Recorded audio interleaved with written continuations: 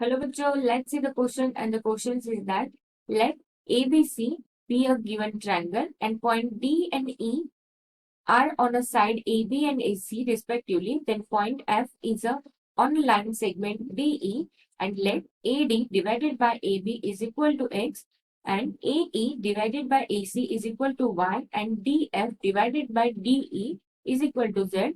Then area of triangle BDF is equal to del 1, and area of triangle CEF is equal to del 2. Then area of triangle ABC is equal to del. Then del 1 divided del 2 divided by del is equal to, means question में हमको एक triangle given है. Let's suppose this is a given triangle that is A B and C, और हमको बताया गया ए B and ए सी पे हमारे यहाँ पे एक डी पॉइंट है और एक पॉइंट ई पॉइंट है. अगर ये ऐसे कनेक्ट हो जाए तो, और बताया गया एफ जो पॉइंट है वो डी एंड ई लाइन पे है, तो मतलब यहाँ पे हमारा एफ पॉइंट हो गया. तो यहाँ से हम ये दो जो लाइन है वो कनेक्ट करेंगे. तो मतलब as shown in figure. So question के हिसाब से हमको हमारे पास क्या गिवन है, डेल डी ई एफ जो है दैट इज अ डेल 1 है. Area of triangle area of triangle B D F. तो बी डी एफ मतलब ये हमारा डेल 1 होगा. देन सी ई एफ, तो C E F that is this is the del 2, and पूरा जो होगा वो हमारा डेल होगा. यहाँ पे एंगल थीटा ले ले, यहाँ पे एंगल फाई अगर हम ले ले अल्फा. सो सबसे पहले हमको डेल 2 एंड डेल पता होना चाहिए. तो हम अगर area of triangle A B C ले ले, so that is a half into होता है A B into A C into sine theta is equal to del. Already हमको पता है.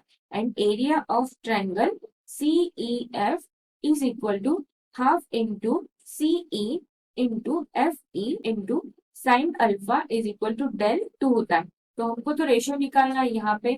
तो del 2 divided by del is equal to यहाँ पे C E into F E into sine alpha divided by में यहाँ पे A B into A C into sine alpha.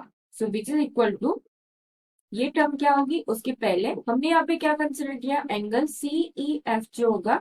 सो अब वो अगर हमने अल्फा कंसिडर कर लिया, so angle A E D जो होगा मीन्स यहाँ पे अपर में ए ई डी ये वाला जो होगा वो हमारा क्या होगा, लीनियर एंगल होने के कारण 180 माइनस अल्फा होगा. सो वहां पे हम एंगल ए बी डी में साइन लॉ अप्लाई करेंगे, sine law. So for that sine law क्या बोलता है, sine 180 minus alpha divided by A D is equal to sine theta divided by D E. So which is equal to यहाँ पे हो जाएगा sine alpha, क्योंकि sine 180 minus alpha sine alpha divided by A D. अगर हमने theta को लिख दिया यहाँ पे क्रॉस करके, यहाँ पे साइन अल्फा होगा और ए डी यहाँ पे लिख दिया, so divided by D E हो जाएगा. एंड क्वेश्चन में बाकी चीजें तो गिवन है. A D divided by A B जो है वो हमारा एक्स है, ए ई डिवाइडेड बाय ए सी जो है वो हमारा वाई है, और यहाँ पे D F divided by D ई जो है वो इक्वल टू जेड है. तो यहाँ पे हमारे पास क्या आएगा, C E into E F E into A D divided by में A B into A C into D E हो जाएगा.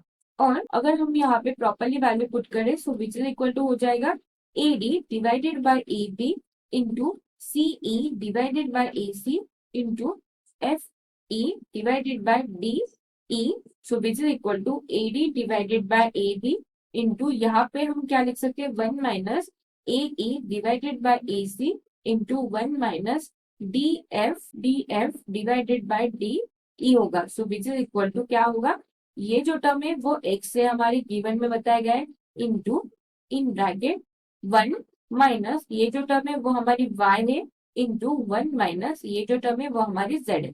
मतलब यहाँ पे हमको आंसर जो मिल रहा है X into 1 minus Y into 1 minus Z. This is the correct answer of this question. तो अगर ऑप्शन चेक करें, option number C is the correct option and answer of this question. I hope you understand this question. That's it. Thank you.